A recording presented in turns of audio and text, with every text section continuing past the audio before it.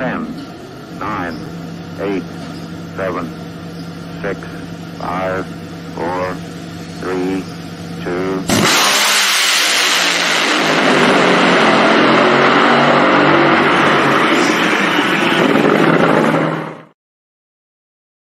Four wide, four across, and four in style. That is right. What's up, everybody? It is Tuesday, so that means it's time for the Competition Plus Power Hour with myself, Slam and Sam, and my co-host, the Monday Morning Racer, Lee Craft. Man, did we have a good time down in Vegas.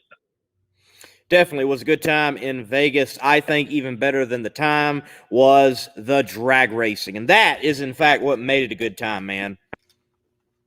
Yeah, no, I mean, I can't complain at all, Lee, from, getting there on Friday with some hiccups. Well, actually, I flew in Monday, but, and then the great show we had last week, getting there Friday, linking up with you, doing some interviews, hanging out in the Ashley's pit. Hopefully we get to hear from them here a little bit later, because usually Mike, pipes in about you getting on a bike, and actually we got an interview with you doing that. Got to speak with Dale, and that was really cool. What did you think of that Dale experience that we had? Dale's a cool guy, for one, and finally we're able to sit down and talk with him because we had the communication issues on the show live. It's live. You never know what's going to happen. But we're able to sit in the lounge and chat with him, and very insightful, and it was good. Look forward to having more chats with him and gaining and gleaning more of the Nitro wealth that Dale Worsham certainly has.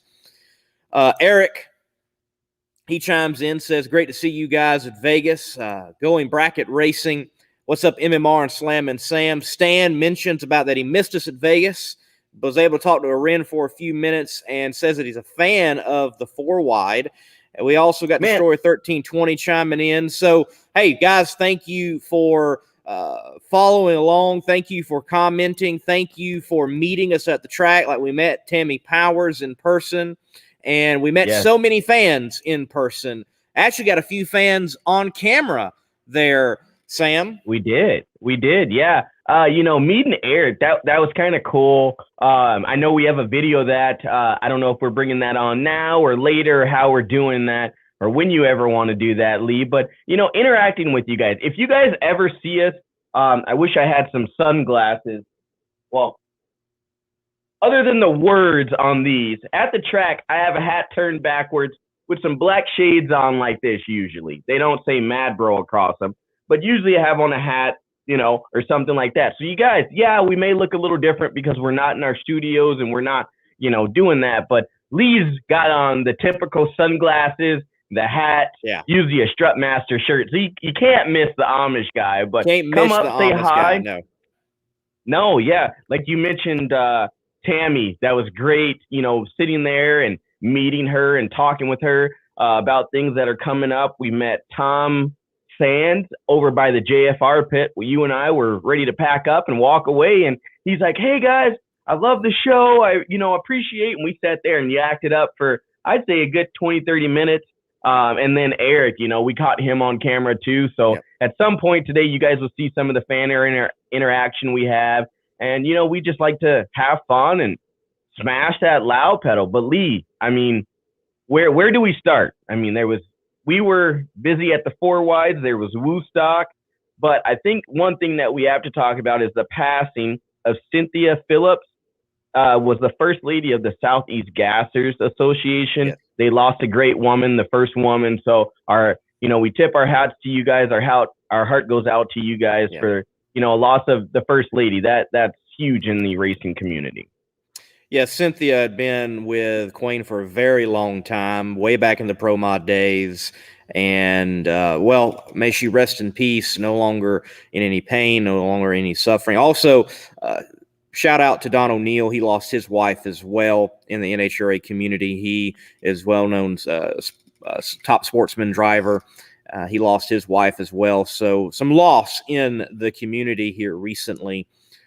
Definitely keep those folks in your thoughts and your prayers. Keep them in mind. Yes, a lot of great interaction with fans, Sam. The racing, though, It was my first 4 wide, and I still stand by what I have really felt like for a long time, and that is I do not want to see any more than 2.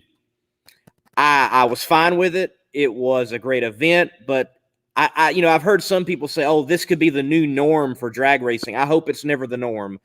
I hope it stays to 2 events, or that it's even just 1 event that rotates. Beyond that, look, I thought it was a great event. It's exhilarating to experience that much horsepower, the sight and sounds, but I do want it to stay where it is, and that's 2 events or even just 1 event a year rotating between Charlotte and Las Vegas. And see, this is my thoughts, Lee. I enjoyed the event. You and I talked. We rode back and forth from hotels to the track, and at night, we went out to eat, and that's something that we should definitely talk about too.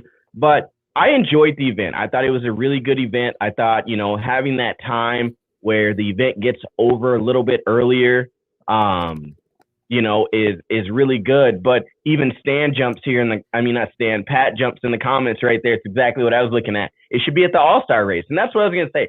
I get it. We have to have one on the West Coast because we have one on the East Coast. But I really think this is a perfect opportunity for a lot of people to say, dude, instead of giving those 2 races that time, let's bring that into an all-star race. And that's something, Lee and I talked about, rotating these tracks. There's not as many tracks that we go to. So instead of having 2 events at one Pacific track, why don't we limit it to 1 and put this in an all-star race somewhere? So I just, I'm kind of torn. I get the idea. I like it. It's something different. But Mike Ashley said it the best in the pits. And I'm going to try and quote him word for word. But he said, stick and ball sports don't change it up just because they're in a different zip code or they're in a different state. They play the same game. But at some point, they have what we call an all-star break. Let's do it just like that. And, like I said, Mike Ashley, that's exactly what he said. So that's where I stand right now, Lee. I think it would be a great event as a 4-star, all-star event. I think it'd be unique, as Bobby chimed in with the Competition Plus TV, line it up with a dragster, funny car, pro stocker, and pro mod. That would definitely be interesting, and have the trees worked out where you could race it that way and have the top dog at the end. I mean, that would be different. That would be cool. That would be really cool. So, look, like I said, I like it where it's at. I would rather see it go to an all-star format and rotate between Las Vegas and Charlotte. I don't think we need any more 4-wide facilities. So if you're out there thinking 4-wide is what needs to happen, no, I don't think so. I don't think so. Did I like it? Yeah. Yes, guys, and let me say this. Why did I like it? It's drag racing, and I'm a fan of drag racing, whether it's 8th mile, whether it's 4-wide, whether it's 2-wide, if it's bracket racing, nitromethane drag racing. I'm a fan of drag racing, and I do understand the value of the NHRA with Bruton Smith and others involved saying, let's do something a little different than we've ever done before, and I applaud them for that. But I do not think it needs to go beyond the 2 dates. For sure.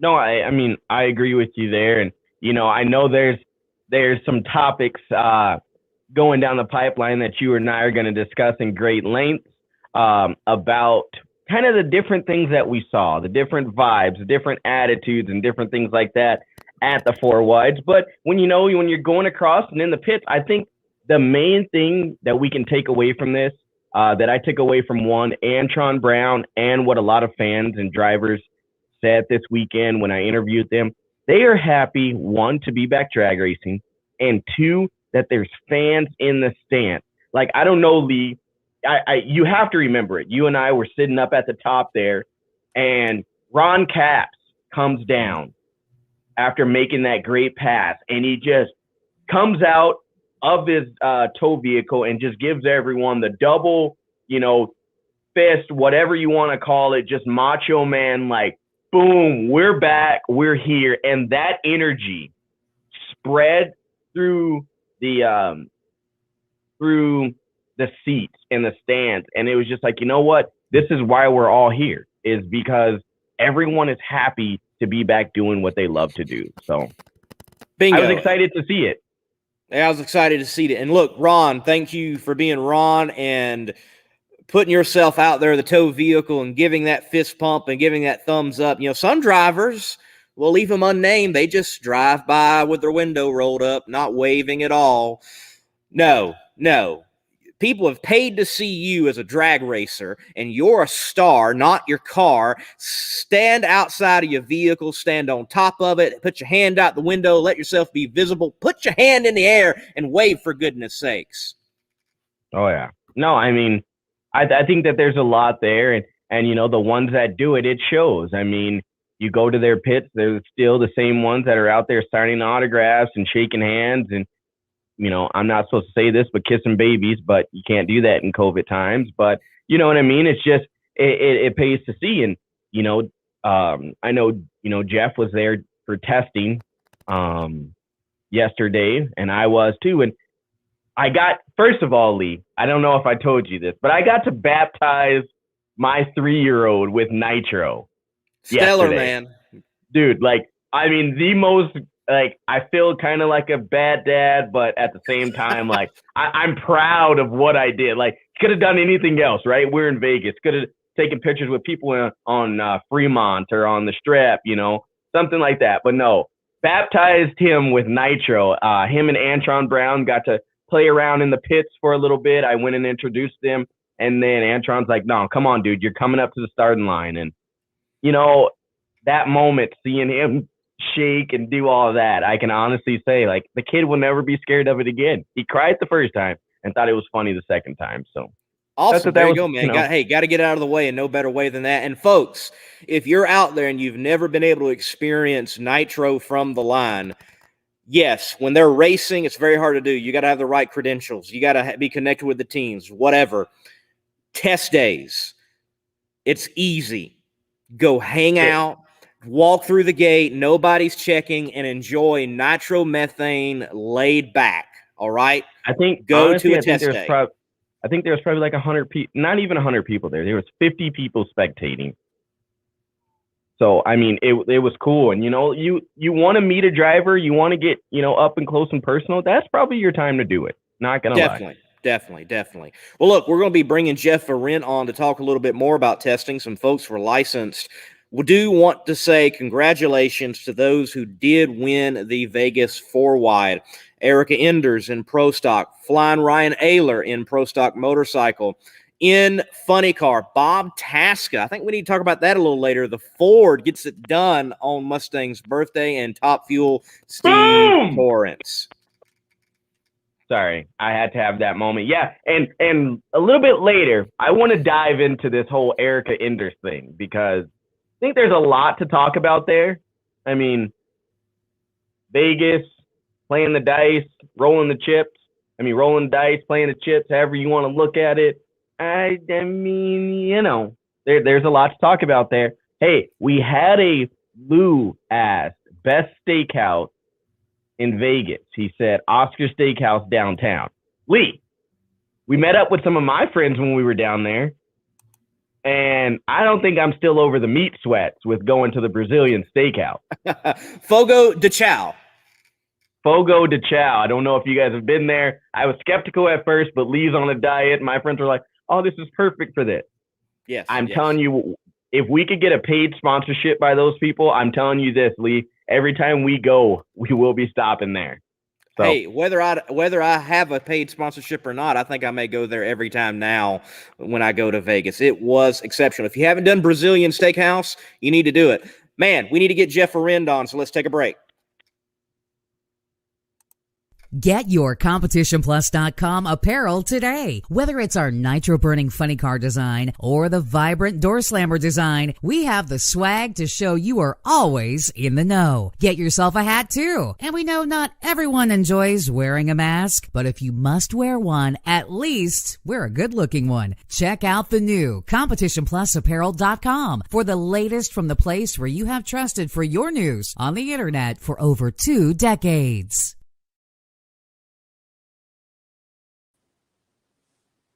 The jeweler. What's up, guys? Doing Hey, well, man. I tried to get pictures of you working this weekend. Every time I walk past the pits, you weren't really doing that much work. You must have came by at the wrong time. Oh, okay. That can happen. Yep, for sure. How do you guys like the 4 wides? Here, I'll let this explain Enjoyed it. Look, enjoyed it, but as we're saying earlier, 2's enough. 2's enough. Yeah, I mean, I kind of agree with you there. The 4 wides you have to experience. And as a driver, I mean, if you're strapped in on the starting line and those 4 cars take off in front of you, I mean, it is loud, way louder than normal. And I think some of the cool stuff is cool. Like the staging deal is obviously a little bit different. In lanes 1 and 4, it's kind of normal. But in 2 and 3, you look at the opposite side of the tree. And, I've seen some experienced drivers kind of goof up there. So generally speaking, the reaction times aren't quite as good as they are in a 2-wide race. I don't mind it. I think it's kind of cool. And maybe 2 times a year, not in the points championship, I can kind of live with that. So overall, I think the Vegas race was spectacular, like great runs, big crowd. Jeff Foster from Las Vegas Motor Speedway, he did a great job prepping the track. I mean, I don't think there was one lane that was any better than the others, which is really hard to do on 4 lanes. So overall, I think it went really well. I worked for Jim Dunn this weekend, and we kind of made some pretty big wholesale changes. We talked for a little while at the beginning before the race.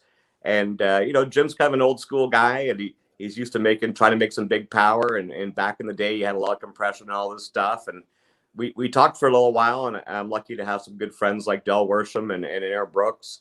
And, I just told him, I think we just have way too much tune-up for this race. And we came up with a new clutch program that we kind of talked about together because, Jim's been doing it forever. And long story short, we took a lot of power out of the motor.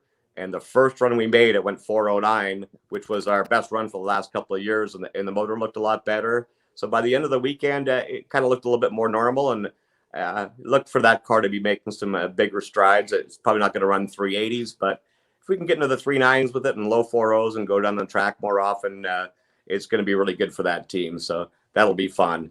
Next, we'll talk a little bit about testing. We saw you guys there. So first, a big shout out to Jake O'Patterney. So this guy came through Frank Hawley's drag racing school, had a dream of driving a top fuel car, just like a lot of people do, obviously, in the audience here.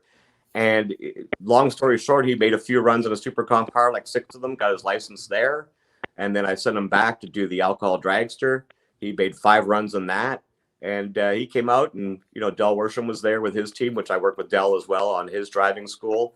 And if you're going to do something to try and get licensed in a Nitro funny car or a top fuel car, there are a few people that do it maybe, but, Del had all his guys from Alexis's team there. He had all his parts and pieces ready.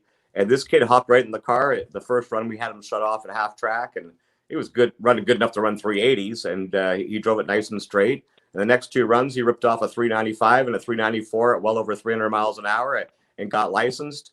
And, if you talk to a lot of guys out there, it's very hard to get licensed in one day. It's almost unheard of. And, the foundation that he got from Frank Hawley's and learning how to drive, and then coming over to Dell's with the quality crew and a great team, we were able to get that done in one day. So to me, it's something to really be proud of. Jason Rupert came out there. He had Johnny Lindbergh drive the car, which I think was a good idea to get some baselines on the track, so he could have the tune up a little bit better. And he went out there, went 405 and 415 and got licensed. So that was really cool to see because, like I said, it's tough to do. And so props off to Jason Rupert and his team for getting that done. So the more people you can get out there, the better. Tony Gerardo was there.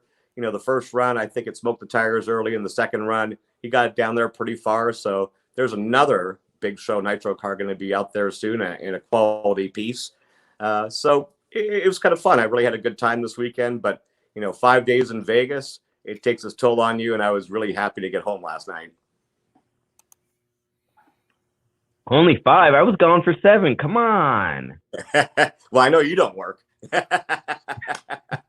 Hey man, took a little PTO, took a little vacation, but no, watching testing, I know Antron, they were there, like I said, Taskas, they were running, Caps, Force, Robert, Robert was there. Force, actually, Brittany had out her Monster Energy car, yesterday, so we will be seeing that one soon, I'm guessing. I don't know if Cruz made any passes. He didn't while I was there, but they were working and button stuff up. So, and I think that's good. And Troy Coughlin Jr., he stuck around. And some of these teams, that's what they need, is just to make a couple extra passes, figure out some things. And, like even Antron said it, at the beginning of, the pairs in his field, the track was really, really sticky and really wet, but then with the heat and everything else, it started drying out. So, you had to change everything from, if you were the first quad or if you were the last quad, depending on what happened. So I think there's a lot of tricky combinations that come together with having 4 lanes, prepping 4 lanes. But I think it was really, really consistent and stayed consistent through all the classes. Yeah, for sure. And, the Monday test day, as you guys were talking about, we call it the Monday Nationals. And, that's a great time to come out if you can get there. Obviously, it's not quite as strict as it normally is. And you have a great time to talk to the drivers there. Lots of good runs being made. And for the teams, they can go out there and try stuff they generally wouldn't try and see if it works or not. And because some of the races like Atlanta we have coming up in a week and a half, that's just a 2-day race. They only get 2 qualifiers. And sometimes it takes the bigger teams a few more to get in. So a lot of good data can be had by testing on a Monday. You have a great track. You have the safety guys there, and it's prepped properly, and you got other cars running. So that's the way to do it for sure. All right, Jeff, man, we thank you for the insight. We're going to let you go and enjoy the rest of that beautiful evening. Yeah, for sure. Good seeing you guys there this weekend, and let's look forward to some more racing. Yes, sir. Take care, man. You too. See you later, guys. See ya.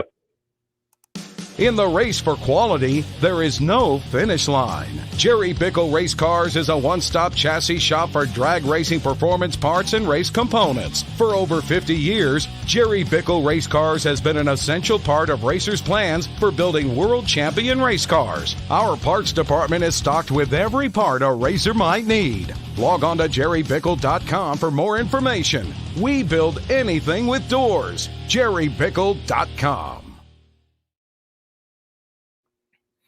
So, Sam, I do feel that this 4-wide, and the 4-wides are known for producing upsets, that we really didn't experience that. It seemed like the cream of the crop rose to the top, and we saw the best of the best duking it out for the NHRA Denso Spark Plugs 4-wide Nationals at the Strip at Las Vegas Motor Speedway. I agree. We talked about this a little bit. Like I adverted to this earlier. You and I spent quite a bit of time talking about racing this weekend and, everything motorsports. But, I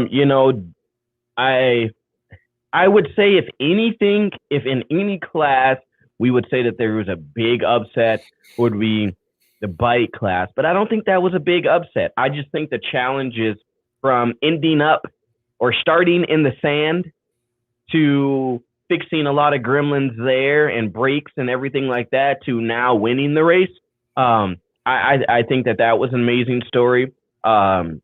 Steve Torrance's story there, with, it being Mama Kay's birthday, the day before is his birthday, and then his kid, and they just had a new kid. A lot of people say, well, drag racing was ruined. I saw a comment earlier today. Drag racing was ruined by Erica and Steve Torrance.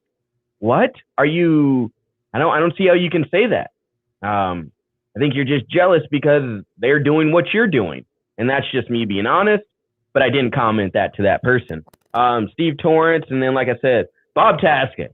If anyone has anything to say about the Mustang and about Ford, boom, on the birthday of the Mustang, let's drop it. Let's go win. So I'm not going to lie. I was in the I was in the tower when he won that. And I'm like, hell yeah, brother. Do one for the Mustangs. Finally, we can do it for that. But the biggest story that I'm going to talk about, Lee, is waiting to your third pass, your third qualifier to get in. You're not in yet. You hit lucky number 13, and you go straight to the top. Win in your class. Do you know who I'm speaking of, Lee? I think that would be Erica Enders. From 13 to number 1. I don't know what it is about Vegas and that Elite Motorsports with Erica Enders behind it. I don't know what it is, Lee, but it seems like every time they roll into Vegas, you got to bet on red and you got to bet on E. Well, they weren't the only ones to be struggling in qualifying either. Ron Capps was so excited, leaning out of that car and giving a fist bump and some thumbs up because it took them 3 qualifiers to get into the show. Now, once he was in it, he was solidly in it and was ready for race day. So definitely some good stories going into race day from qualifying. Man, look, I disagree with you. I think there's no upset with Ryan Ayler picking up his second national win. He has been growing and growing and growing in performance, and his brakes failed, goes into the sand, and for that team, small team, to turn all of that around to come back and win, I don't think that's an underdog performance. I think that's a professional team's performance going out and then showing they're the real deal. It's interesting interviewing him in the post-race show that I did. He mentioned that they fixed some parts and pieces that allow them to not hurt as many parts and pieces. So I expect Ryan Ayler to be nipping at Matt Smith Racing's heels this year as we continue on in the NHRA Camping World season. Yeah, I agree there too. I think, like I said, you talked to him. We got to talk to him a couple of times walking in the pits, and you're like, I got to get you on. And this was his week, and like I said, I don't want to say it's an upset, but usually when someone goes into the sand, that could kind of count them out of a lot of things. I mean, obviously, in that case, he didn't really wreck anything too bad, and they had the parts and the pieces to fix everything. So that's why I said, if anything, that may have been your upset. But like I said, with the elite team, with Ron Capps, I mean, it was like you said earlier, Lee, we kind of expected the heavy hitters to be there and to show up and to show out. And I think that's what happened. I mean, the programs that are on top of motorsports and on top of each class were there to present themselves, during the finals. I'm still blown away with this whole Erica thing. I mean, I was looking back at the history of it over the last couple of days after the event. I mean, qualifying 1 year, qualifying 11th and winning the race. Last year, you qualified 12th, win the race. This year, you qualify 13th and you win the race. I don't know if it's planned, if they're trying too much stuff and then saying, hey, let's go down what we know has won these races and we're going to stick to that on game day. But boy, is it working. And they do it with class. It's not like it's, total arrogance or anything like that. I mean, that's just a hardworking, well-oiled team and machine that proves itself on race day. Definitely does. It definitely does. They know their stuff, and I think we're looking for a good year in Pro Stock, though. Greg Anderson's got some stuff, and the other KB cars have got some stuff. I think it's going to be a battle down to the wire between, KB Racing and Elite Motorsports for sure. And I think that's what we need. I honestly do. I think the rivalries need to continue. I think everything needs to continue to go as it should.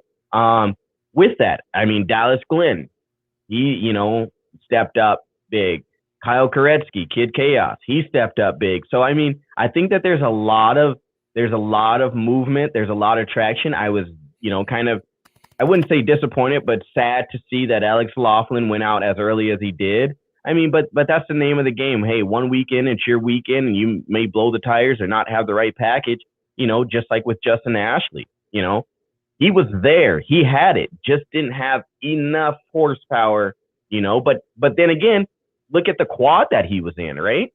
Brittany Force and Antron Brown. Hard. Hard. He still left on them both, though. That's one thing about him. He is deadly on that tree. He's got it, but like I said, young team, young driver. But I really do expect we will be saying his name and talking about. We will be talking about Justin a lot more here on the show. Definitely. He already proved that last year, and it's only going to continue to grow. Folks do need to remember with that team, though, new crew chief, there's some new parts, there's some new personnel. They're going to hit on all 8 cylinders, so to speak, very soon, I believe. Shout out to Sean Cowie winning in Top Alcohol Dragster. That's a man that many are saying this is finally the year for him to get that championship. He steps a little bit closer to that, nonetheless, in the blower alcohol car, not nitro injected, doing it in the 4-wide. Yeah, and then, there was an awesome story in Top Alcohol Funny Car with the 2, teenage, I have it on my page, Outlaw Performance TNT, but the 2 teenage crew members, I cannot remember their names off the top of my head right now, but going out, working on the car, helping their dad out, their passion from them drag racing to now out there wrenching and, putting on tires and everything like that on their dad's crew and going out and winning the championship as they did last year and then winning the race now. I mean, you cannot miss stories like that were really good. And then, I just think that there was all around a good weekend of racing that we had, a good weekend that everyone can go back and talk about moving into Atlanta. And I think there's going to be some big storylines coming out of Atlanta, this being hopefully not, but, being the last one there. So I think the Southern Nationals are going to be a little bit different and people are going to take that in. But from you guys out there, I want to know what race, if there's any race that you could see Slam and Sam and the Monday Morning Racer together at, you think we should be out cruising the pits? What race do you think we should be at to interact with you guys? What do you think the best, fan interaction and all that would be? And with that, Lee, I think we should, give them an insight on what it's like to get a live interview with either Slam and Sam or the Monday Morning Racer while you're at the track. Let's do that, Sam. Folks, if you see us at the track, whether we're together or not, come up. We definitely want to talk to you. We want to interact with you. Please do so. We're not like some other individuals in the media who you can't have any access to. No, we'd love to talk to you at the track at any time. We were able to talk to a few individuals at the track there at Las Vegas, and some were willing to even get on camera. Let's take a listen to a couple of them. Another fan here walking the pits down in Vegas. So you're a fan of Competition Plus Power. Absolutely. What do you like about the show, and what makes you want to come back week in and week out to watch? What I like about the show is the realism of the show. You guys talk about what's going on, what's really happening in the world of motorsports, and particularly in drag racing. You tell it like it is. You don't pull any punches. It's real. That's what I like about it. All right, so what has been your favorite show so far? Oh my God. I believe, let me think. There was a show that you guys had, I believe it was Clay Milligan. Might have been on that show. I could be wrong, but that was an awesome show. Very enjoyable, very informative show, so yeah. I mean, we talk about the variety of what's going on, the good, the bad, this and that. From your standpoint, are we giving you guys the stuff that you want to hear, telling you guys, and then just tell everybody again why they should tune into the Competition Plus Power? Yeah, you do. You really do. You give the nitty-gritty. We as spectators / fans, we want to hear the nitty-gritty. We want to hear what's going on a daily basis with all of these teams. And you guys bring that to the table. That's why they should tune in, and that's why they should continue to tune in. Well, everybody, like I said, we don't know who we're going to run into here at the 4-Wide down in Vegas. If you're in the area, get down here because the fans like it. And if you're not tuned in, what night does the Competition Plus Power Hour come on? Thursday night. Tuesday night. Tuesday. See, I had the Tuesday. Stop. But everybody, here we are. Myself, Lee's behind the camera. But again, tune in to the Competition Plus Power Hour. I'm Slammin' Sam. He's a great fan, and we will see you live next Tuesday night. Oh man, there you go. Definitely. We got folks saying, "Hey, who's the pimp in the background? Pimping ain't easy." Kramer, LOL. Look, he is actually he does work on a couple of Nitro crews. He's helped the Russos in the past, for example. His name fails me, but he loves drag racing himself. And hey, he likes to have a good time, dress up. You know, most of the time at Las Vegas, it's around Halloween. People are used to dressing up and enjoying themselves. Oh yeah, I mean that day he had on that jacket, but then the night before he had the poncho with the big sombrero on. So I mean, it was cool to see. It was cool just people being people. And especially in Las Vegas, I mean, no one's there to judge, right? I think you told the story of you walking around with your Strut Masters jacket on down on the strip, and this lady was like, "I love your thing," because she thought you were Mr. Strut Master himself. Right. No, it wasn't just, it was one of the showgirls was like, "I love your hoodie." It's got strutmasters.com on it. I'm like, yeah, you have no clue what this means.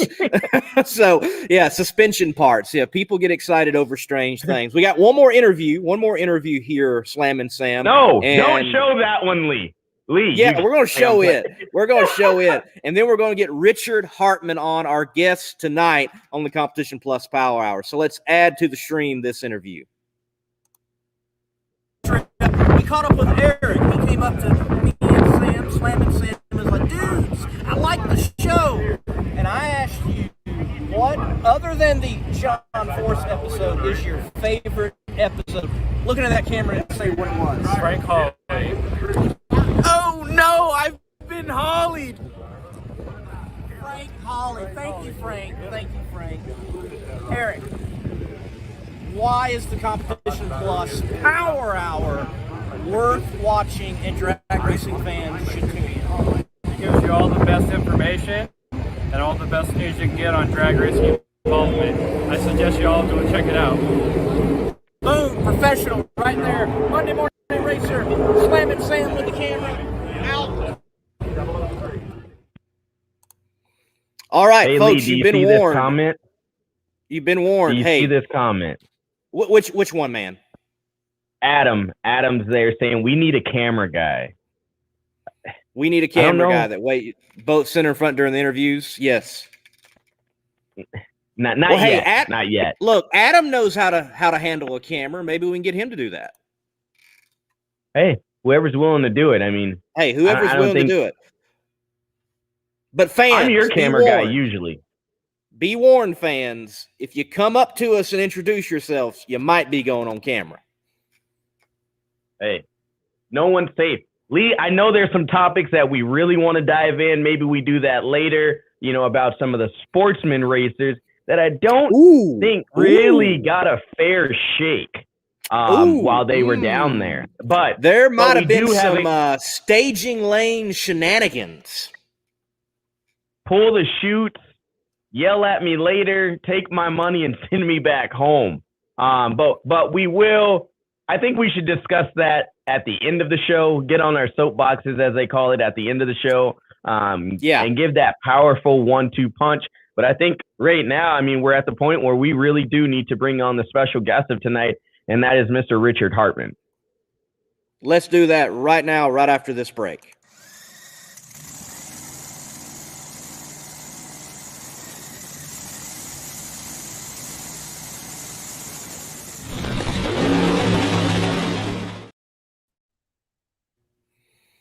Richard, how you doing, man? I'm doing good. How are you? Man, doing great. So, Richard, we got you on here. I guess my first question to Slam and Sam here is: do you still own that beautiful '79 Trans Am? Is that in a museum somewhere? Does someone still have that? Which one, the Sasquatch or the Yes. '69 Camaro? Nope. The The first green one. and yellow one. That Yep. is Steve Allred's down in Jacksonville, Florida. So Okay. we were kind of partnered up on it, and he took it home to Jacksonville. All right. Does That he was a still have beautiful that? car. As far as I know, yeah. Okay, good deal. Like I said, yeah, beautiful car. So hopefully someday, somewhere, we can still see that thing. Yeah, it was an awesome running car. It was the first car, nostalgia car, I believe, to go over 250 mile an hour. So it's a pretty fast car.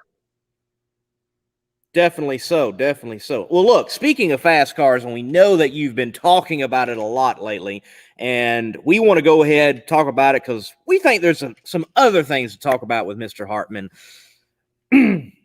Fuel altered. I was there in Texas for Nitro Madness, and actually the NHRA used my footage in the interview you had with Brian Loans of the run. The first day you set the ET record. The second day you set the mile per hour record, and then Kevin comes along and just a little bit faster. But talk to me about being the man that's first to over 300 and to the fours in a class that honestly is just, I think, overlooked way too often in drag racing, the fuel altereds. Yeah, I totally agree with you there. The fuel alters are probably the baddest cars in all of drag racing.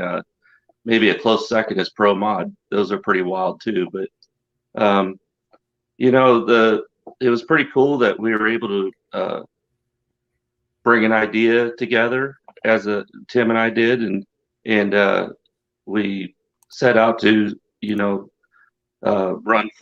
the first of the fours at over 300, and really we didn't think we'd get that shot because of our busy schedule. But with the NHRA postponing Atlanta, we were able to take the car down to Texas, and it all worked out. It turned out fantastic. So with events like what you had there in Texas and different things like that, do you feel, we've talked about this all-star race or anything like that, do you feel that the four wides, like in Vegas, or do you like the natural kind of relaxed races like what happened there in Texas? From a fun standpoint, obviously the deal in Texas was it pegged all the meters,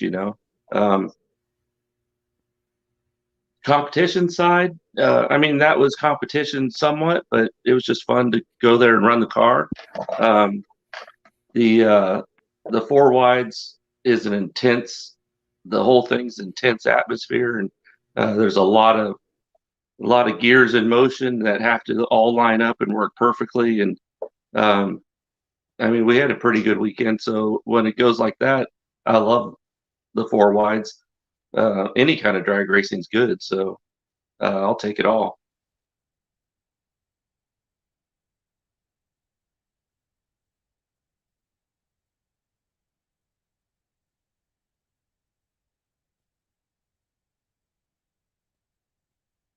You guys there?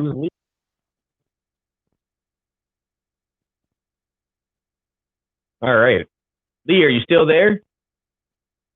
I'm here. I think we may have lost Lee, but no, that's totally fine, and I get that. So another question, I guess, for you here is an all-star and an all-star week or anything like that. Do you think the NHRA needs that, like we have in the stick and ball sports, where these drivers, can take a week off and do something different for the sport?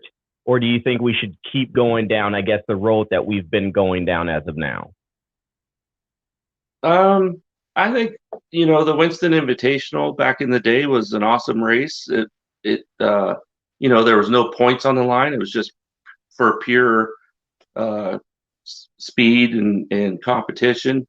When they brought the funny cars and dragsters together for a year or two, that was pretty cool too. It was kind of a cluster because they had to give the funny cars a head start. I think the thing that drag racing really misses right now and needs back is the shootouts. We had the Bud shootout and the Traxxas shootout and whatnot. I really think that somehow needs to come back. I think the race within the race was a really cool deal.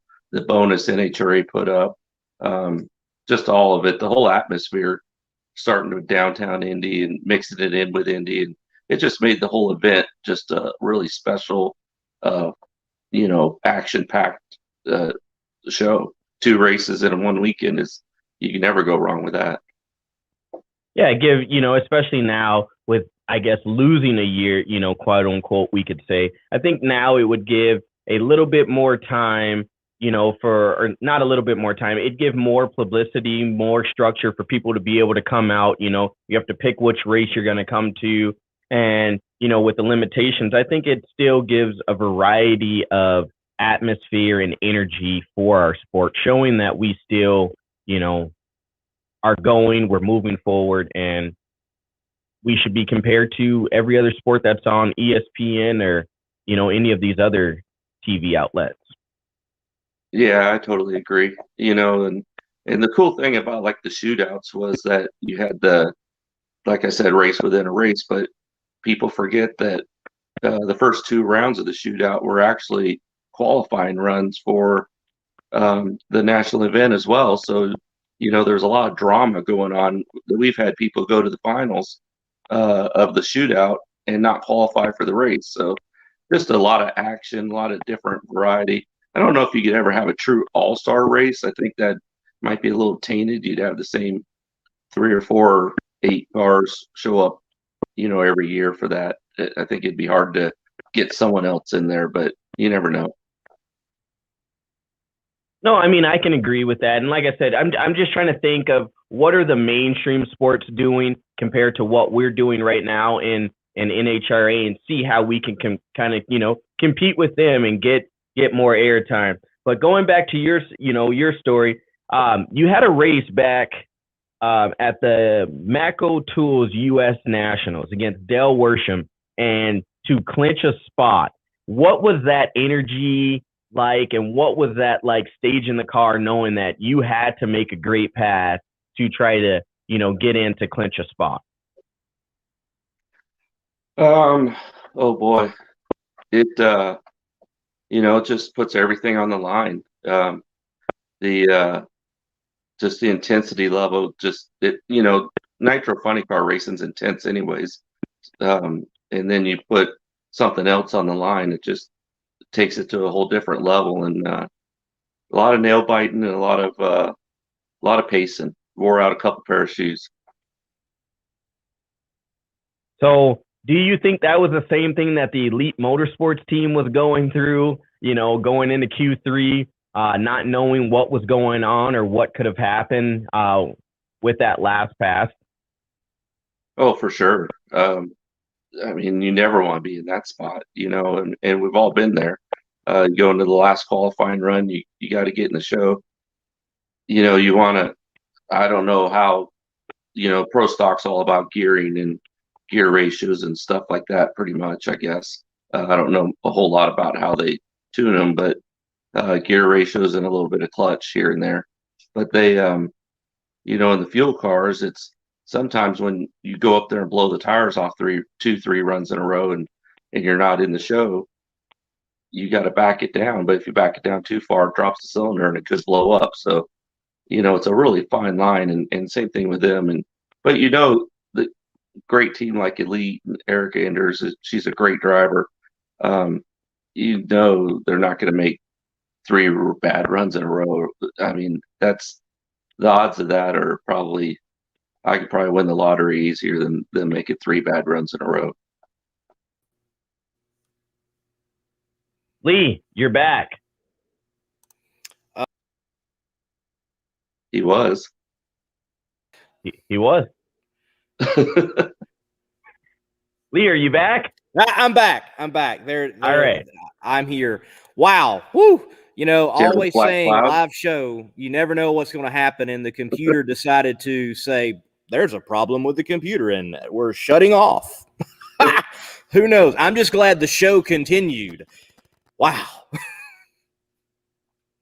Luckily, I'm logged in under your name this time, so I think that you was have the been only stuck. way we. Yeah, there would have been no show. So Yeah, I'll give you behind the scenes.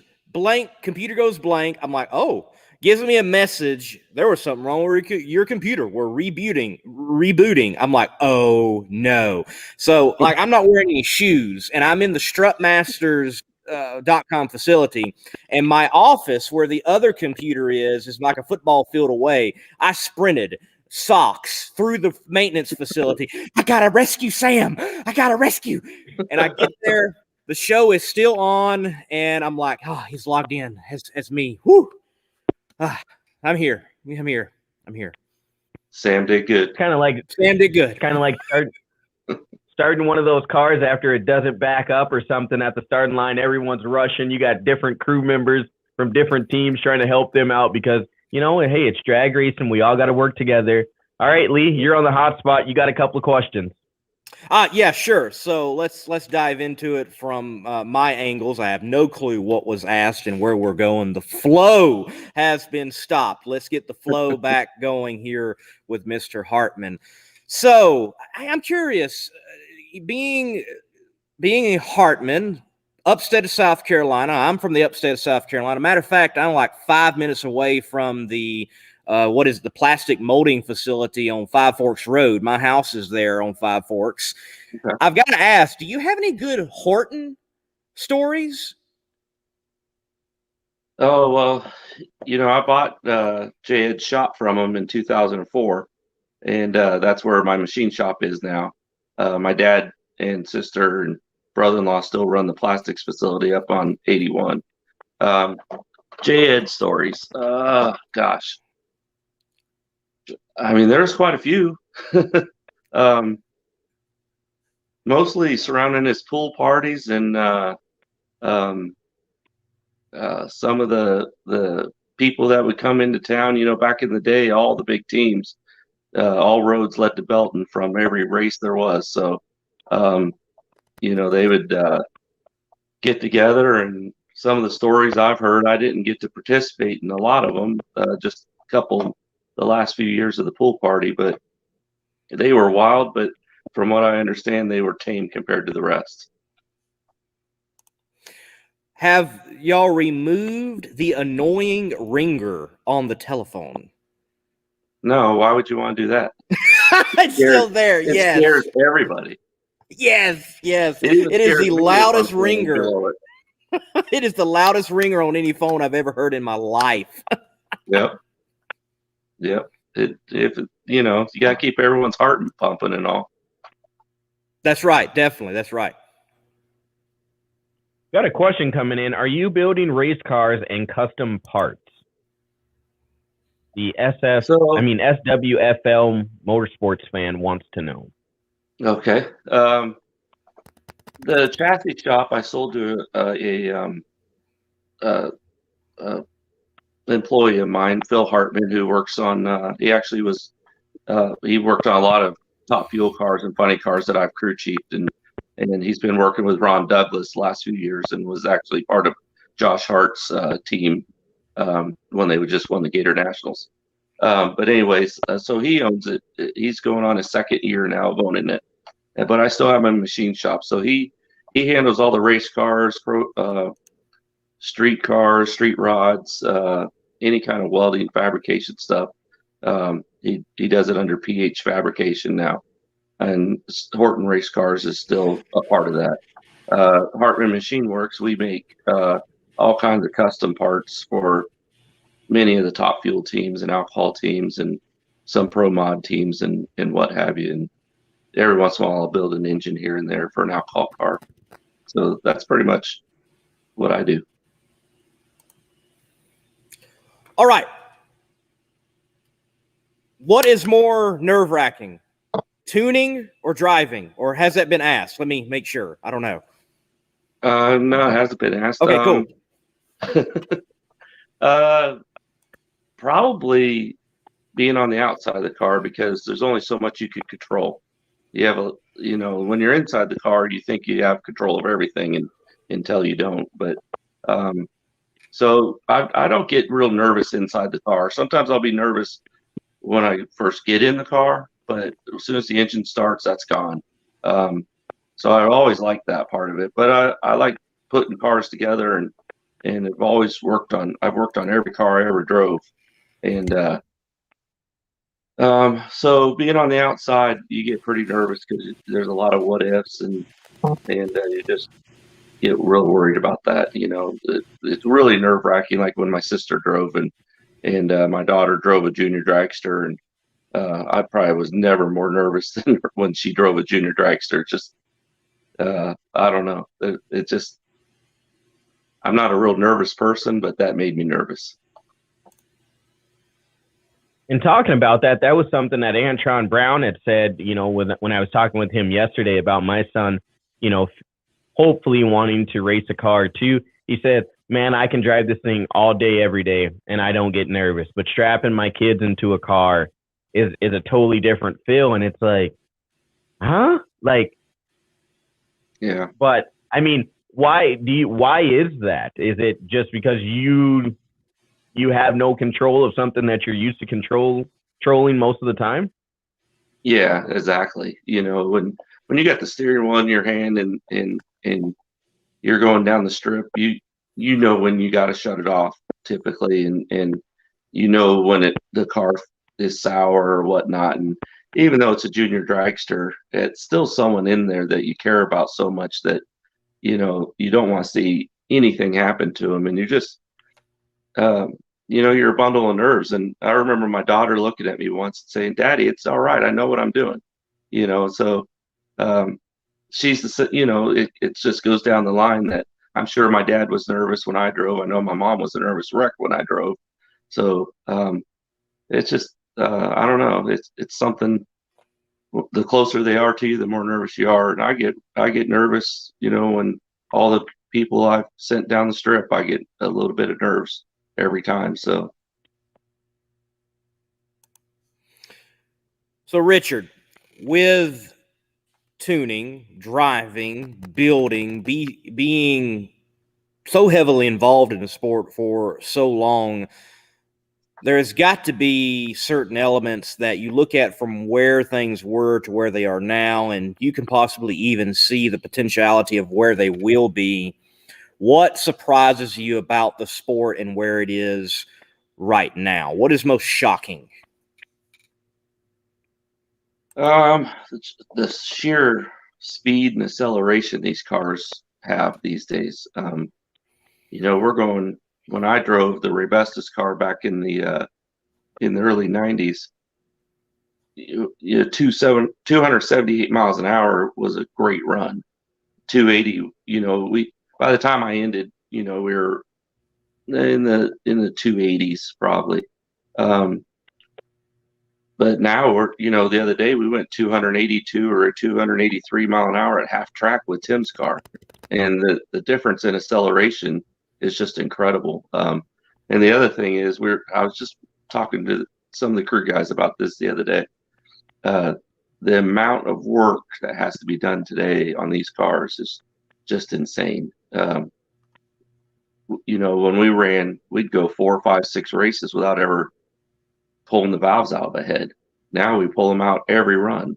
We never stripped the blower. Maybe once a year we'd send it back to Littlefield or Mooningham and get the blower stripped. Now we strip it. Some teams strip it every run. Just that kind of maintenance that you have to do. And the amount of electronics is just, it's not out of control, but you almost have to be an electrician these days to trace stuff down. The little tiny wires and stuff, they're not really made to do what we're doing with them.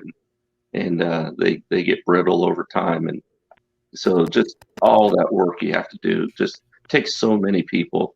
We're a smaller team. There's 7 of us plus Tim, and there's only 4 full time, and most teams have 8 to 10 full time guys. And it's just incredible the amount of work that each person has to do to keep these cars going down, even showing up to a race, but going up and down the track every day. All right, Sam, you had a few back-to-back, so I'll take one back-to-back here. I got one. Richard, last year, 2020, the Force Gang says, hey, we're not going to finish out the rest of the year. And I remember hearing that and thinking to myself, man, this is wide open for Wilkerson. This is wide open for Tasca. And you have Don Schumacher Racing go on that tear.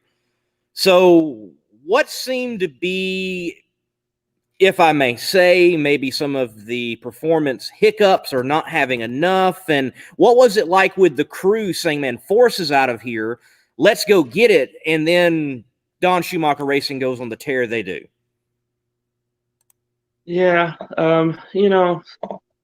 we were runner-up at 3 or 4 races last year, and or in the finals anyways. One of them was a 4-wide, so I don't know. Whatever, but you got to really hand it to them. Not just one of their cars dominated. They split the wins pretty evenly. I think the most was 3, maybe 4 by one person, but they just, the first 2 races, you got to remember Force was there, and they still beat them. So they just had a really good program last year with 4 cars that were equally prepared, that any one of them, and then us and Tasca and a few others could possibly win too. And I mean, one of the races that we lost was by like 5 or 6 thousandths of a second, but it's just, that's the way it seems to be. We have, like, since our last win, our team has like 11 runner-ups, and I'm not sure. I think you could throw a quarter over how close it was over the times. There were so many races that were 2, 3, 4, 5 thousandths or 100th. This weekend we lost the final by 11 hundredths. I mean, it's just really good close racing, and that just makes you try harder next time.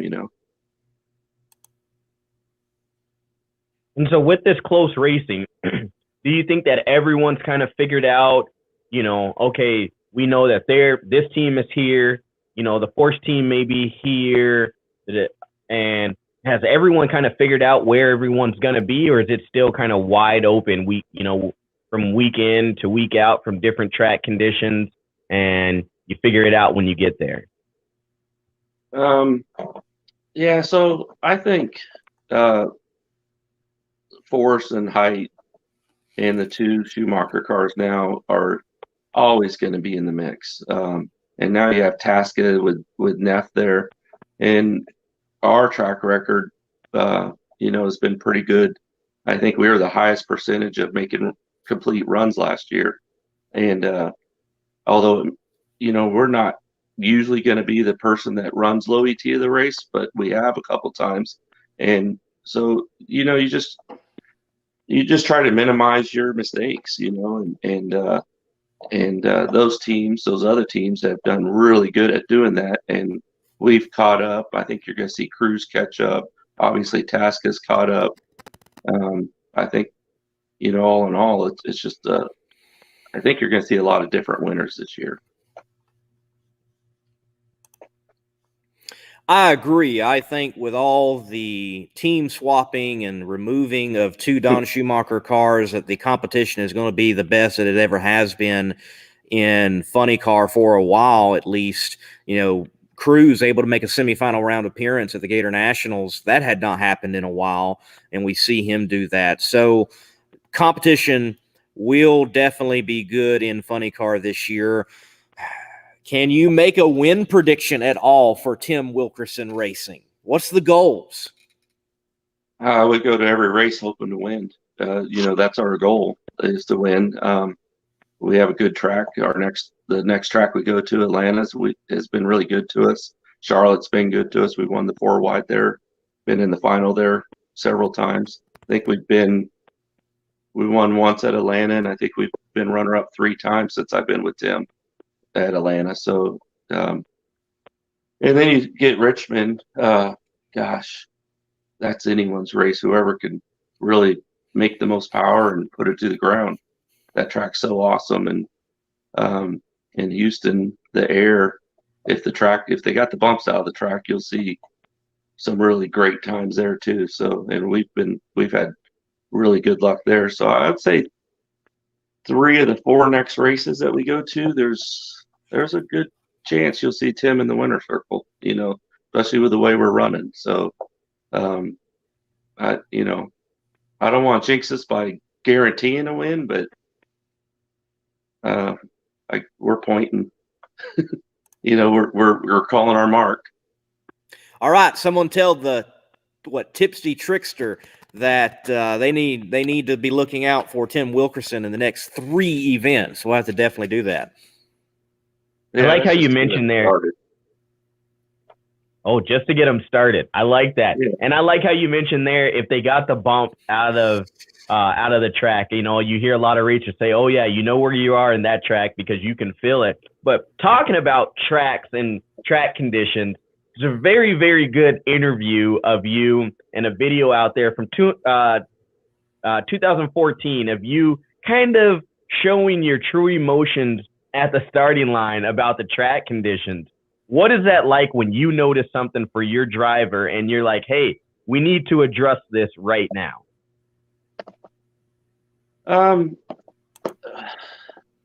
It usually starts with frustration and try not to get yourself thrown out by what you're going to say to the wrong person. So, you try to go through the chain of people, and if they're not willing to address it, then you go to the next person. And we had that situation last year in Gainesville. The right lane was just junk. There was no rubber on the starting line, and they initially weren't willing to even try to address it.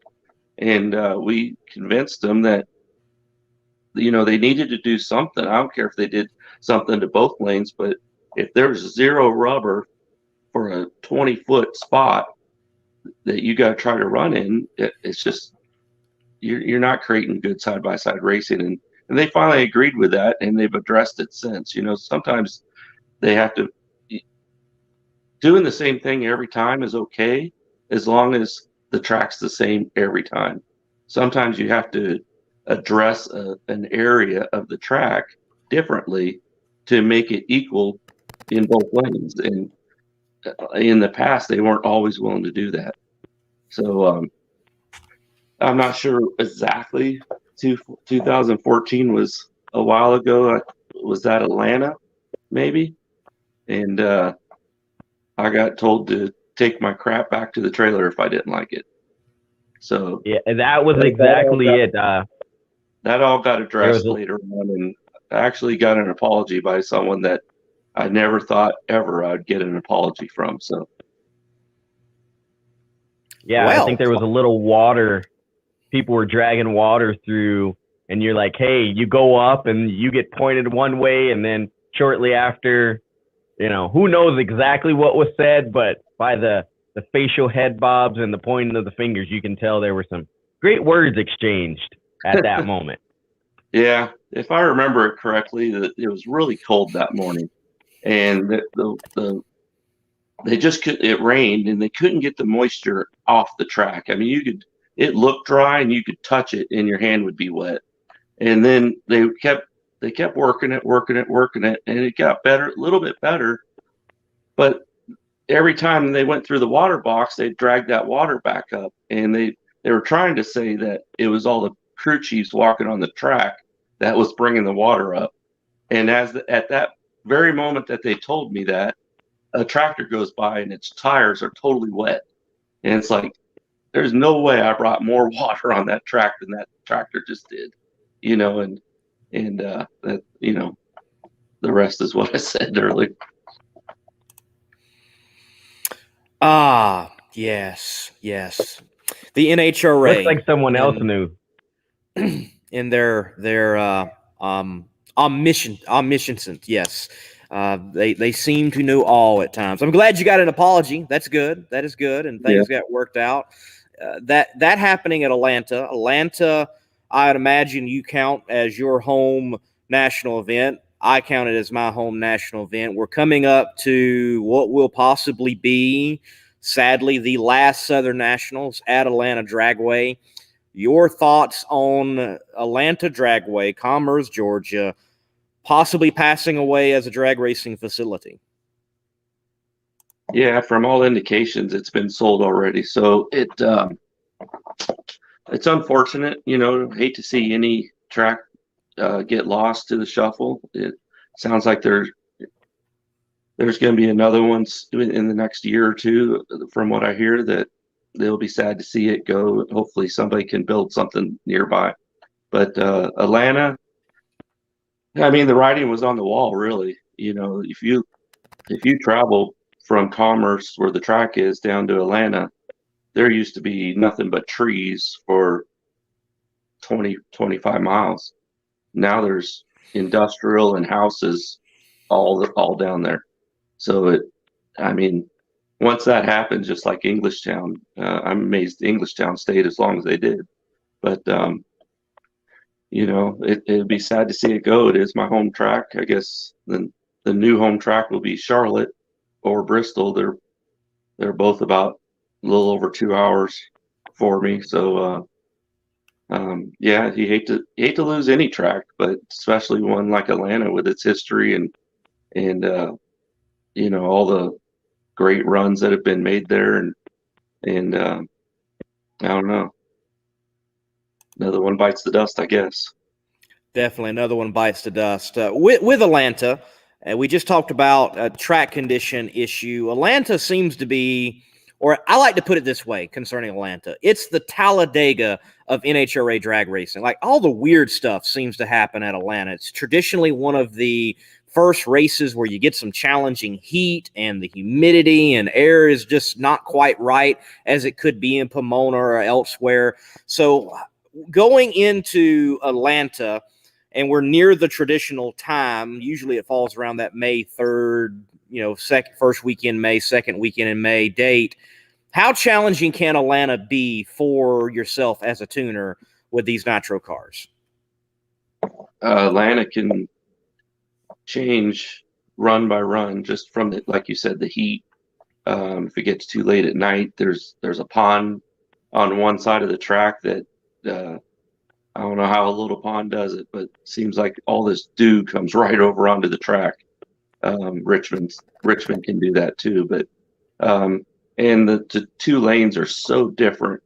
It's one of the few tracks that they're that different. The left lane has notoriously had trouble keeping rubber on the starting line, but if it's got rubber, it's really good. But then the right lane has like a whoop-de-doo in it at about 60, 70 foot, and that's usually the worst spot for a funny car. So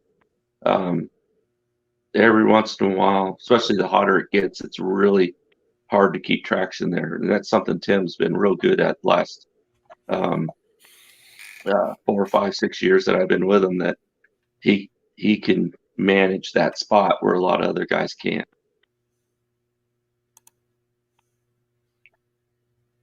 And you talked about the funny car and different things like this. So I got to ask, just because it's a question that Lee and I kind of talked about. We walked past Robert Height's car after the boom, right? And we saw the windshield was cracked, and the different parts of it that were pretty much mangled. You don't know how they're going to repair that one. But then the firewall was still intact, nothing there. Can you talk a little, I guess, tech side of it, how that all works and why those pieces crack before the firewall would?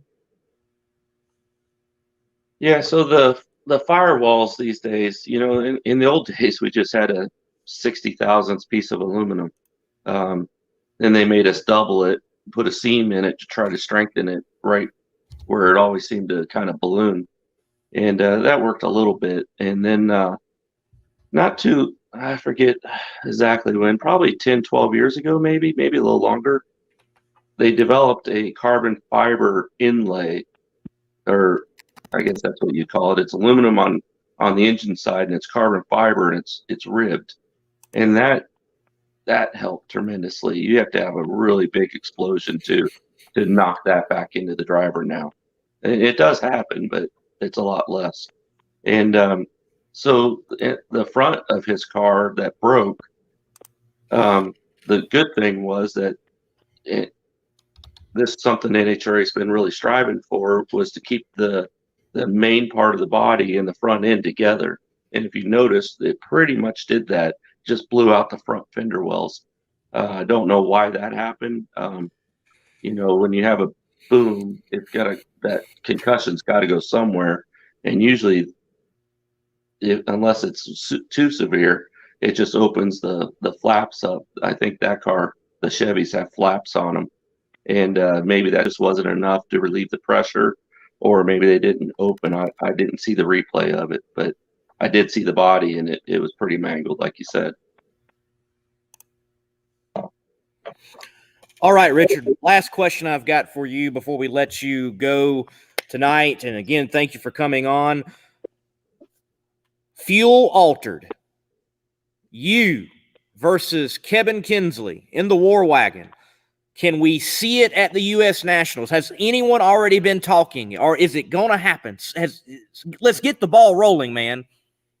There's a lot of people that would like it to happen.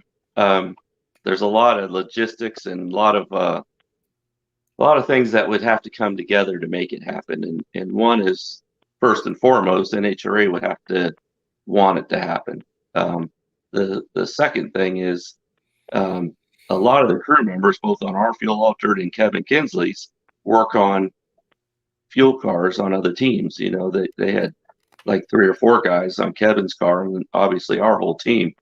So logistically, it could be a little bit of a nightmare. We still got to run our focus has to be on our main car. And then the third is money. It's the dagger and everything. I mean, it's a necessary evil. You got it. Tim ran that race on his own dime, and he can't do that 3, 4, 5 times a year. He couldn't. He doesn't have the pockets for it, and Kevin Kinsley and them, they don't have it either. So there would have to be some incentive there to actually bring them out. It costs money just to bring them there, so let alone run them. So there's an awful lot of people that like to see it happen, me included. It'd be fun. It'd be a cool thing to do, but all the stars have to line up. So whether that happens or not, we'll see. So there is a possibility, Lee. Just got to find a little bit more sponsorship.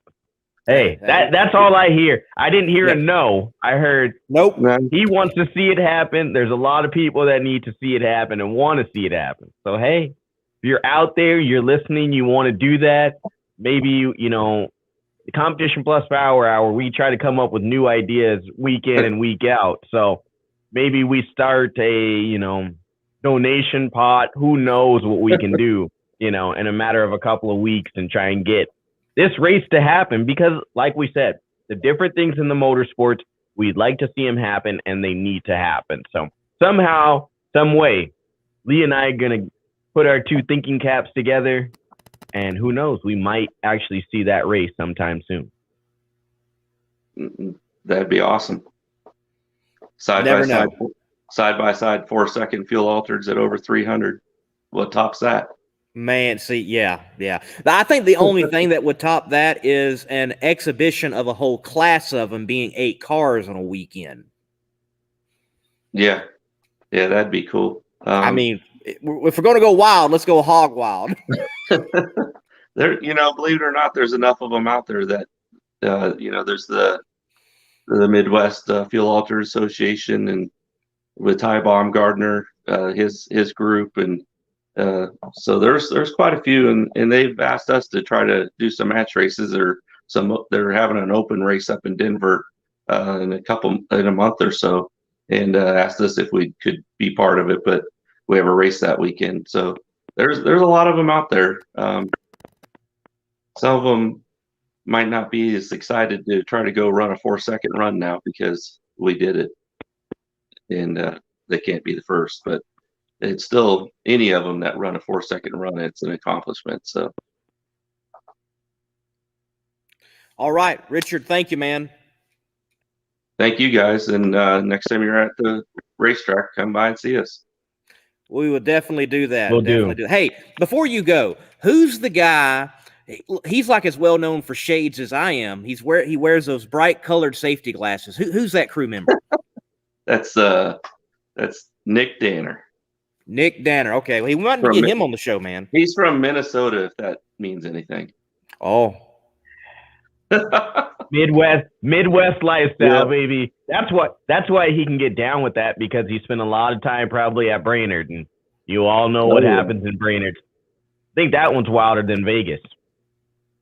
Oh yes, definitely, sure. definitely. I don't know. Vegas on Halloween night's pretty crazy.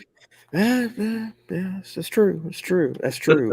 if you have seen Vegas on Halloween, seeing Vegas on a normal night is rather tame, actually. Actually, it is. Yeah, you're right. But Richard, look, yeah, again, go ahead, Sam. It's been a pleasure to have. Yeah, it's been a pleasure to have you on. Like you said, we will stop by the pits. Hopefully, Lee and I can get to more races together this year. But if one of us are there, we'll definitely swing by and see what's going on in the pits. All right. You're welcome anytime. Thank you, sir. Thank you for having me, guys. All right, folks. Well, Richard Hartman, crew chief on Tim Wilkerson, and the man first to the fours and over 300 miles per hour in a fuel altered. You can't take that away from him no matter what happens. Everyone's going to remember number one. You can do it, but everyone can't be like Mike. But in this situation, everyone cannot be like Richard Hartman. Just saying. That's right. That's right. Look, everybody remembers Kenny Bernstein, Gator Nationals, 301 mile per hour pass. Everybody remembers that. So they're going to remember this one. That was that last great barrier in that particular class that needed to be crushed, and it was. Very true. Lee, should we take this get a little nitty gritty here?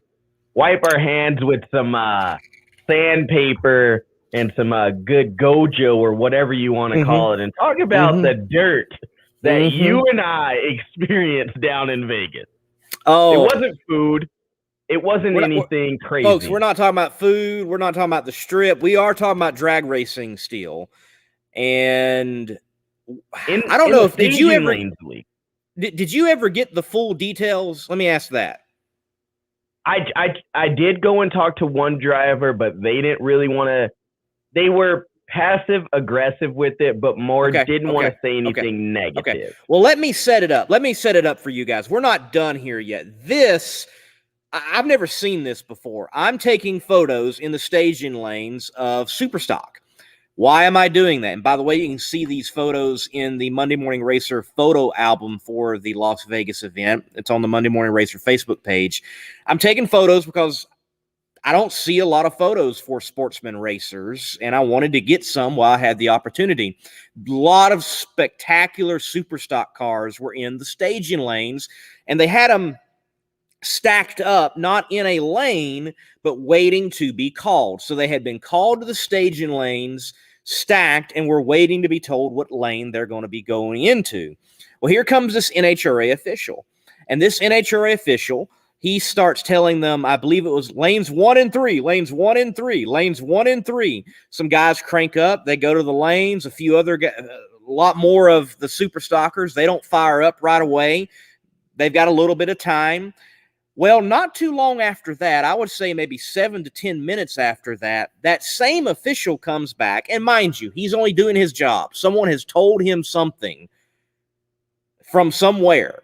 He says, back to the pits, back to the pits, back to the pits. And all of the Superstockers were turned around while I believe Supergas or Competition Eliminator was told to come into the lane. So imagine this. You got cars coming into the lanes. You got cars going out of the lanes. And a whole class is like, what just happened? We were supposed to run on Sunday. It was one of the wildest things I think I've ever seen at a drag race that was not on the drag strip. What was your side of it? What did you get, Sam? And first of all, I feel bad for them, right? I mean, for this kind of situation to happen, it's like, okay, because you go through a mental process as a driver. You know, you get called to the lanes. There's certain things that you're checking. If you got 2 or 3 crew members, you know, they're checking tire pressure. Now you're told to get into your car, and you're told this lane and this lane. So like you said, at that point, I was walking from the starting line back through the lanes when I saw them starting to get into it. And I'm like looking, you were taking a couple pictures, and I'm walking back and forth, you know, snapping pictures, asking questions about cars.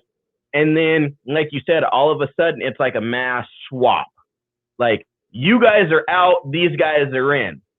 And you could see the look on these racers' faces, and, you know, the moms or the wives and the kids of these people, like, dude, like, how are you doing this to us? Like, it was kind of, it was that disrespectful, like, look, like, dude, I want to say what I want to say to you, but I'm still happy I'm here. And I think what I took out of that is I go back to what Jason Line and to what Bo Butner said in those interviews. They want to race somewhere where they feel appreciated and not just a part of the show.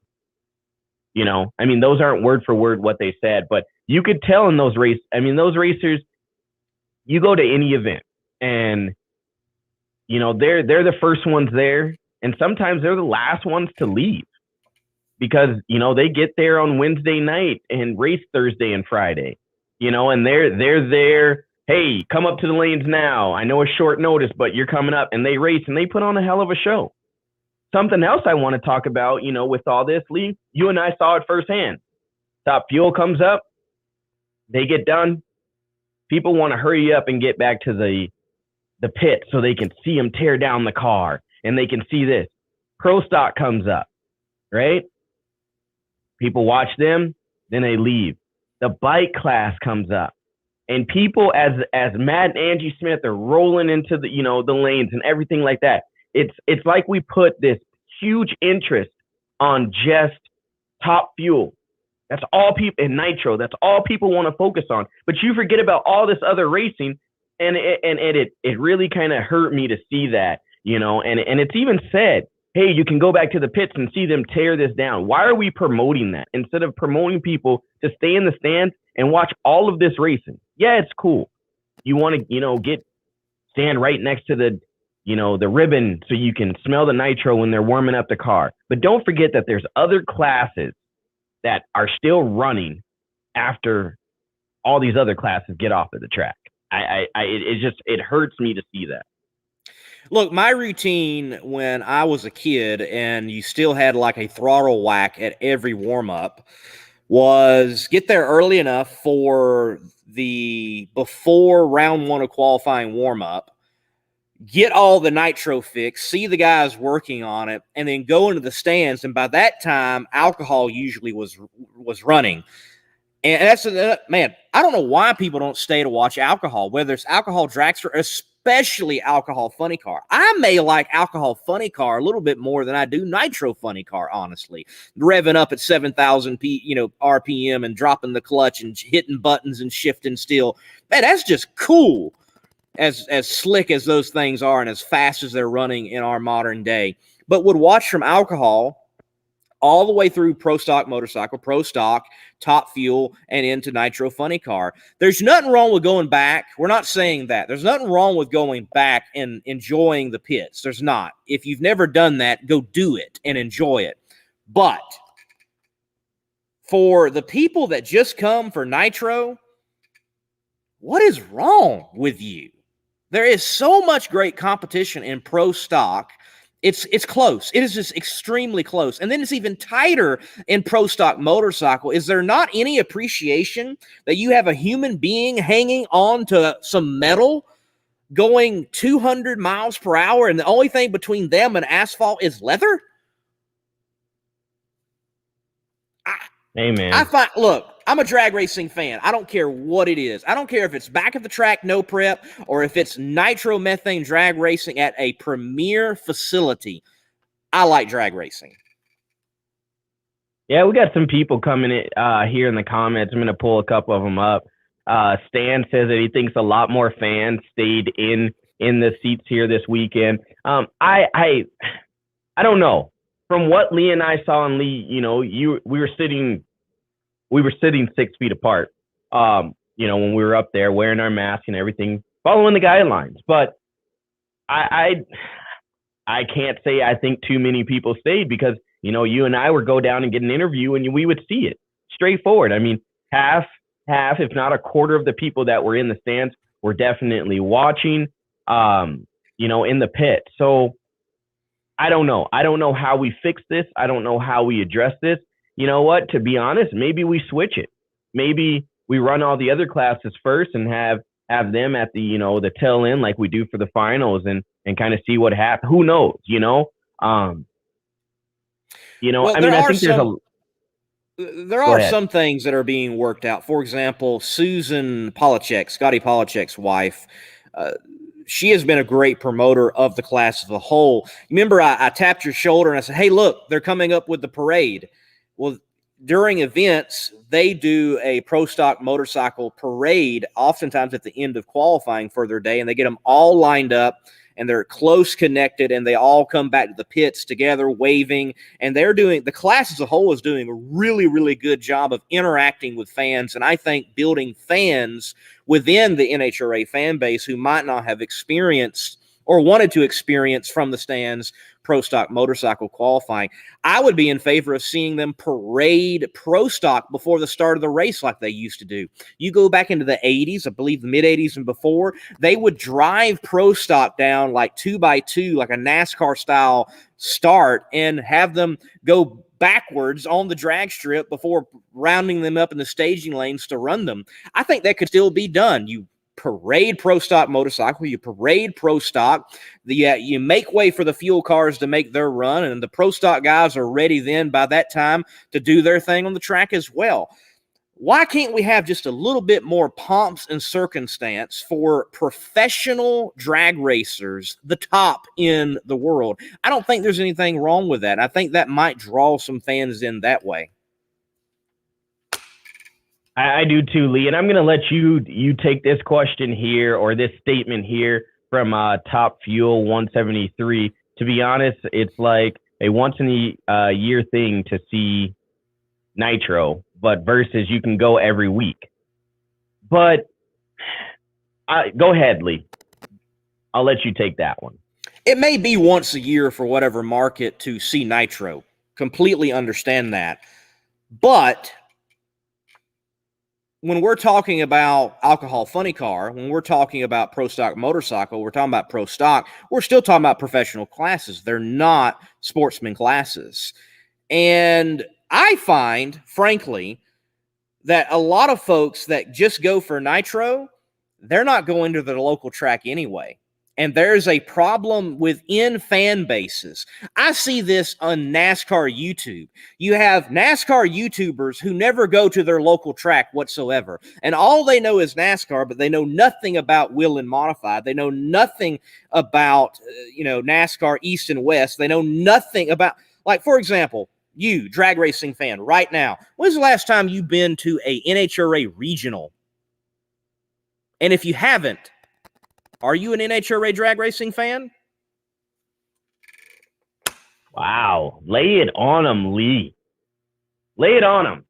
No, and I agree, man. I mean, I think, even Keith says it here that TV time plays into a factor of things and all that. But the only way that we prove that we need more TV time, that we need to be aired just like all these other sports, and I keep relating it to the stick and ball sports, the only way that we prove it is that we have the fans in the stands to support them, and the people are showing, hey, we need stuff like this. That's why Lee and I have our own show, the Monday Morning Racer, YouTube, Facebook, Instagram, and Twitter.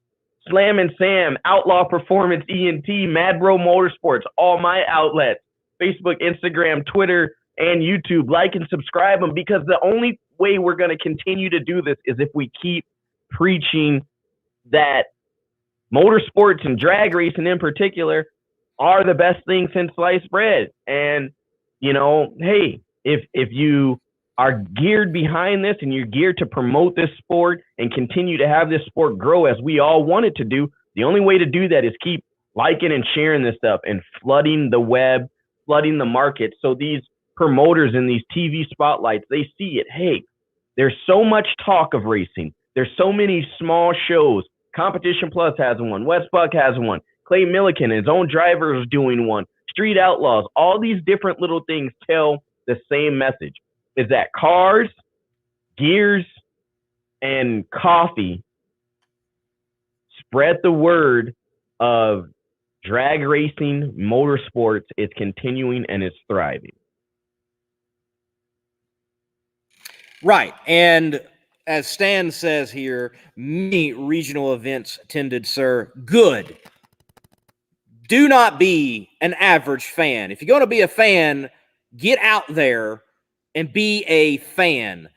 These folks who look, don't just go to your local national event. Go to your local track. They need your support too. And you never know who you might meet. I am here right now because I went to Lancaster Dragway, New York International Raceway Park on Friday nights. If they had something on Saturday, and Tuesday nights. Tuesday nights was Nostalgia Night and Junior Dragsters. That's all that was happening.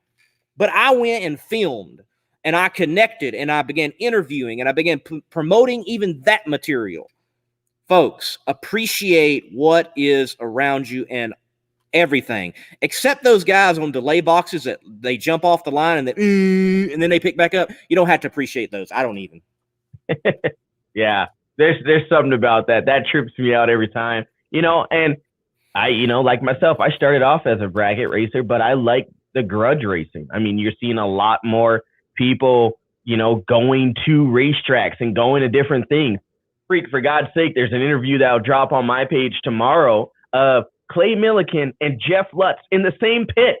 What? Street Outlaws, Top Fuel, but these guys are friends. That's what it's about, making connections in motorsports. I mean, who knows? I'm not going to back myself into a corner, but I sure did ask Jeff Lutz, hey, are you converting? He may not be no Tony Stewart going out to Frank Hawley's drag school, but guess what? He's at the racetrack, and that's what's important. This cross breeding of racers, this dynamic that we all have and all have a platform. The way we tell is, linking up together. And Clay, I think Clay's doing a great job of it. Another person that's in the NHRA pits that's driving two cars. We talk about him week in and week out. Alex Laughlin. I'm kind of mad that we didn't get to see the In-N-Out burger. Maybe, for Halloween, his whole crew can dress up as the In-N-Out team. I think that'll be great. So someone out there, share this. If you are an employee at In-N-Out, you know someone that owns a regional store, help us out. Get Alex Laughlin. We're going to do some promoting for him right now. Get Alex Laughlin in an In-N-Out sponsorship so we can see that whole crew dress up like that. There is one downtown Las Vegas, so you never know. You never know. Hey, I did eat there after I took you to the airport. That's where we went and ate. Hey, congratulations. I hope you enjoyed it. In-N-Out does a fine job on a fast food burger. I arguably claim them as the second best fast food burger. I'm a Whataburger fan or number one. Oh, my God. Yes. It's just because you're not a West Coast guy. Hey, look, let me end it with this, Sam, before you close it down. You out there, drag racing fan. Yes, you. Look into the shades. I challenge you this year, whatever national event you have near you, whatever regional event you have near you, take one brand new person to the track. I'm challenging you to do that. Bring someone that has never experienced Nitro and let them be baptized in it. And say, we're not done. We're going to appreciate pro stock motorcycle, and wait till you hear these alcohol cars rev up and run down the track. I'm challenging you. Bring one person. And if I'm there, show me the one person you brought. Maybe I'll get you a free t-shirt or something. I'm challenging you. One fan. Sam, as always, a pleasure. Shut it down. Man, you're on a soapbox. How do I end after that? Everybody, again, that was the Monday Morning Racer. You can check out all of his stuff Between the Slicks. He drops that every Thursday night, and he started a new show. I got to help him out there at the track. It is called, I forget what that show is called, but it's his post-race show. Stripside, his post-race show. After every event that he goes to, he will be doing a post-race show for the NHRA, because that is what we need. Exactly. One more show talking about what drag racing and NHRA is doing for the great sport, for all of us great fans of motorsports. I am Slammin' Sam. I am Outlaw Performance ENT. You can check out my stuff. Just had an interview with Antron Brown Drop. We had one with Erica Enders, and there's going to be Clay Milliken, some other people. We are just trying to bring you the insight in what NHRA and drag racing is doing on behalf of Competition Plus Magazine and Competition Plus TV. We can't thank you guys enough for the Power Hour signing in every week. If you guys want to get a hold of us, if you guys want to come on the show, have any guests, ideas, the things we should talk about, give us a topic so Lee and I can get on our soapbox and ruin your thoughts and tell you what we really feel of what drag racing should do. Please email us at powerhourcp@gmail.com, powerhourcp@gmail.com. You can listen to all these shows back on all your major podcast forums. That's right. You can listen to this in podcast form and get sick of our voice even more. But we'll be back next week as long as Bobby Bennett does not tell us that we cannot.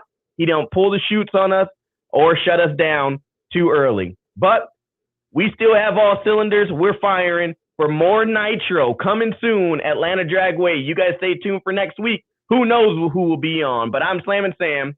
That was a Monday Morning Racer, and we're signing out on this Tuesday night. Peace.